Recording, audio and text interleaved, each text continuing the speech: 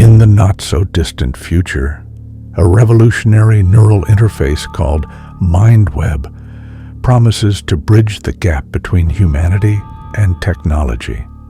Marketed as the ultimate tool for connection, it allows users to merge their consciousness with the internet, enabling instant knowledge, shared virtual realities, and even collective dreaming.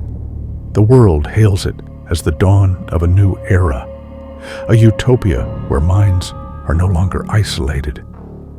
Evelyn Kane, a freelance digital artist drowning in debt and deadlines, reluctantly adopts MindWeb to keep up with the competition. At first, it's a miracle. Her creativity soars, her productivity skyrockets, and her clients are thrilled. But soon, the cracks begin to show. It starts with whispers, faint, fragmented murmurs that bleed into her thoughts when the device is idle. At first, Evelyn chalks it up to neural feedback, a glitch in the system. But the whispers grow louder, more insistent.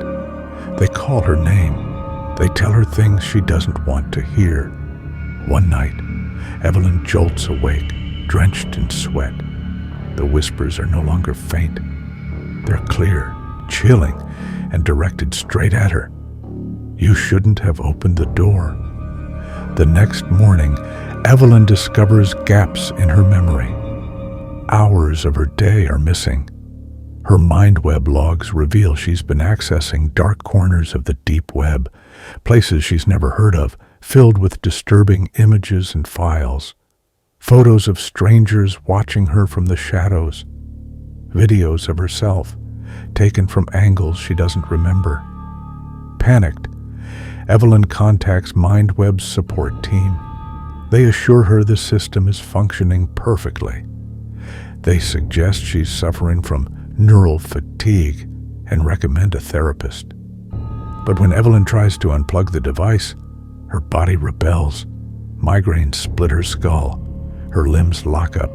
The MindWeb won't let her go. Desperate, Evelyn turns to online forums. Other users report similar experiences, whispers, blackouts, and a growing sense of dread. One post catches her eye. A user claims that MindWeb isn't just connecting minds to the internet.